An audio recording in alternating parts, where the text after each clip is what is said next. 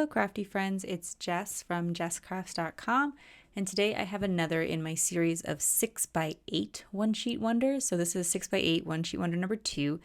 It makes A2 size cards, as they all will for this series. And I just wanted to come up with some ways to use 6x8 paper because I am seeing some collections that I really like that have this size, and I have a lot of 6x6 designs, but I wanted to kind of just increase the repertoire, and I hope it's helpful to anyone else who is eyeing those 6x8s and not quite sure like how to, best use them. Not that, there's all kinds of other fun ways to use them, but anyway, 6x8 one-sheet wonders.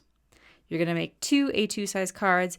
You do not have to worry about the measurements because it's on the blog. There's templates on the blog post and a PDF that you can download. But today I want to work with one of the sheets that has the big saying on it. So a couple of these 6x8 paper pads will have these like really big sheets with a really big design, and a lot of times it's a saying. I think the idea is that you can use it for home decor and frame it, but I don't need it for that.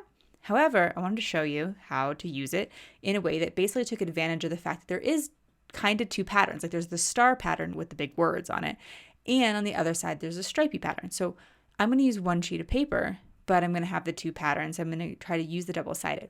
And what I noticed is this particular sketch calls for these 1x4 inch strips, and I could cut them such that there would only be a teeny tiny bit of the letters showing. And when I add my sentiment and my image, it's going to be able to cover them up. So that's how I'm kind of like compromising on being able to use some of that sheet. So you'll see that the star paper is the focal point of this particular sketch, and then these stripes are going to be the strips that lead down to it. I like the idea of this sketch. However, it is tricky because in order to make the measurements work for an A2 size card from 6x8 paper, I have to make 1/8 inch mats, which is not, for whatever reason, like getting really precise in the measurements is not really my thing. And I know that's true for some other people, and that's why I typically do 1/4 inch mats, because there's enough wiggle room there that things don't like look as wonky if I mess up or whatever, or like I'm bad at centering things, etc. However, I just really liked the idea that I had, and I was like, if I do the 1/8 inch mats, it'll work, so I did it. Now, I don't want to have to measure a 1/16 of an inch, because that's what I would have to do with the tops here. And so it does say in the sketch a 1/16 of an inch, but I actually just measured it 1/8 of an inch bigger on all sides for those little tiny strips. And then when I lay them down, what I want it to look like in the end is that the patterned paper is flush with the edge of the card and there's not a mat at the top. Again, it messes with the measurements if I were to leave the mat on all sides. So that extra bit at the top, I'm letting it hang off the card. And even though in theory I measured 1/8 of an inch all the way around, I still feel like things are uneven. I think, again, I just personally need more wiggle room because I am either bad at measuring or bad at lining things up or something. Anyway, so I'm really happy I have my grid mat here because that's helping me to center things. And this particular sketch, it makes 2 cards, but I'm only going to have to do this fussy stuff once because now that I've come up with one card, I can use it to help me place the other card. So I'm using my grid lines here to kind of help everything get centered, but on the next card, I'll just line up the 2 cards. I'll kind of reference that again a little bit, but hopefully that makes sense.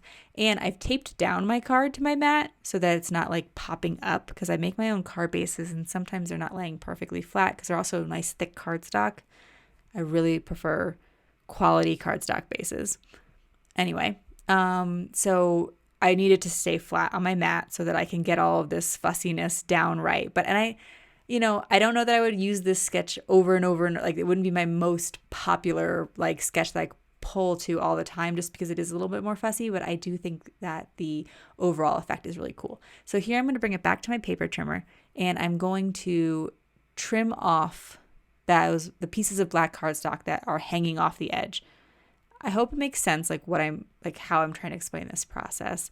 I just want to try to make it as easy as possible on you guys, but if for whatever reason measuring it such that you don't have those extras to cut off is better for you, go for it.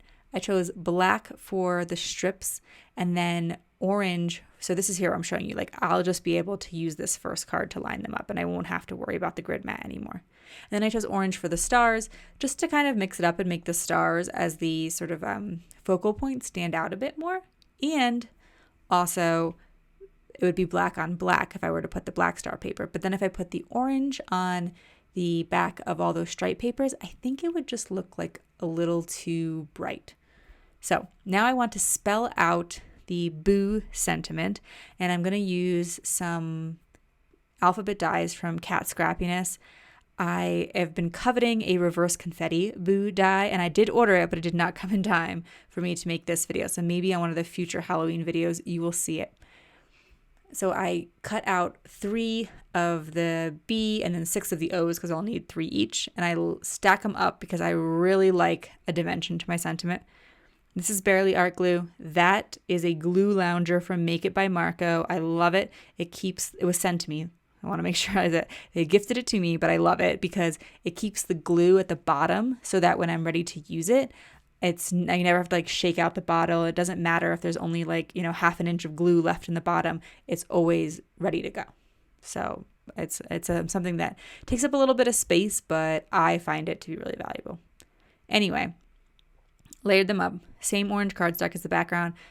Most of my colored cardstock is going to be from Michael's Recollections just because it is available, it is thick, and it is relatively cheap, especially compared to a lot of the other cardstocks out there, which may be really nice quality too. Not doubting that. Just saying that like I make a lot of cards and I use a lot of mats, so I do find their paper to be thick enough and often, and there's a lot of colors that I like. Anyway, glued those down, the boo sentiment, and now I am ready to add a critter. Well, sorry, not a critter, a trick-or-treater who's dressed like a critter from the Lawn Fawn Costume Party stamp set. This is the little dragon. I like this stamp set because if you don't particularly like to color people, this stamp set only has like a little bit of their faces and stuff sticking out. So if you're intimidated by like skin tones and that kind of thing, there's not a lot of area that you have to do. So I think this is a good way to like ease yourself into coloring people if you tend to like to color critters. Also, I like in general, if you're newer to Copic coloring or marker coloring of any kind, this also applies to watercolor too. If you're newer to coloring, Lawn Fawn is great because it has thick lines. And so like the outlines of the stamp, if they're really thin, you're more likely to notice bleeding, but there's just a little bit more forgiveness with those thicker lines from the Lawn Fawn stamp sets. Good starter company for those learning to color. I used YG 03. Sorry, they were on the screen and I forgot 06 and something else for the dragon. Kept it real simple. I did put shadows on both sides of him this time just because I thought it would give him a little rounded look, and that is kind of like I want him to look very dimensional. And then I chose some E markers in the E3 family for the skin tone and a little bit of pops of orange on his scales down the back. I put some fake foam tape behind him, and then that's it for my card today. If you like this video, please give it a thumbs up and leave a comment. If you're interested in more crafting videos, including all kinds of one-sheet wonders, be sure to subscribe to my channel. I will leave you links to all the products mentioned in the video description below, and I have 2 videos here at the end for some additional inspiration. Thanks so much and have a great day.